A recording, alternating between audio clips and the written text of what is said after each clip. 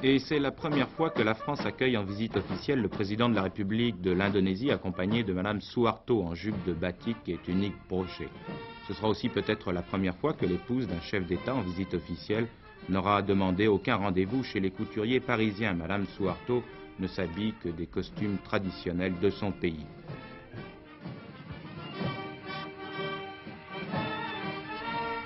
Au pouvoir, au lendemain du coup d'État de 1965, le général Suharto cumule à Jakarta à la fois les fonctions de président de la République, de Premier ministre et de ministre de la Défense.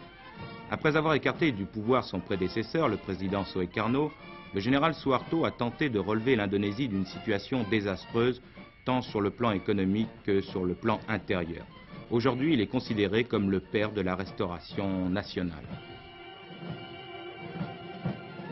Vous représentez une des plus anciennes civilisations, des plus brillantes de cette Asie lointaine et mystérieuse.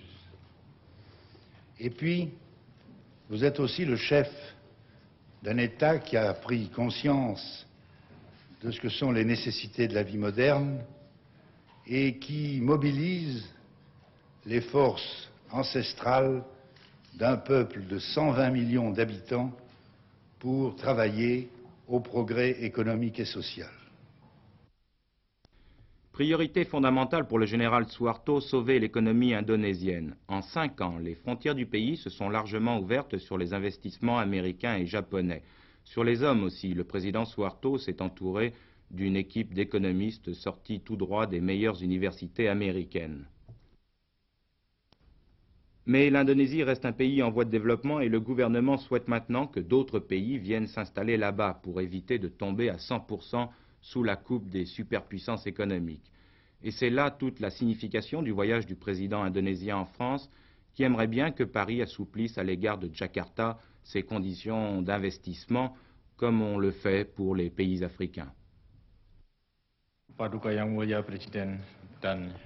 Monsieur le Président, les Indonésiens, et je pense qu'il en est de même pour d'autres pays en voie de développement d'Asie, se tournent vers la France pour l'aide qu'elle pourrait nous apporter pour construire une société conforme à notre idéal et à notre propre choix.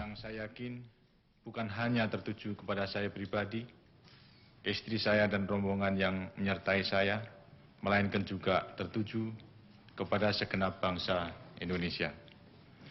Sebab itu, pada kesempatan pertama bertemu dengan Paduka Yang Mulia, saya ingin menyampaikan salam hangat dan persahabatan dari 120 juta rakyat Indonesia kepada rakyat Prancis.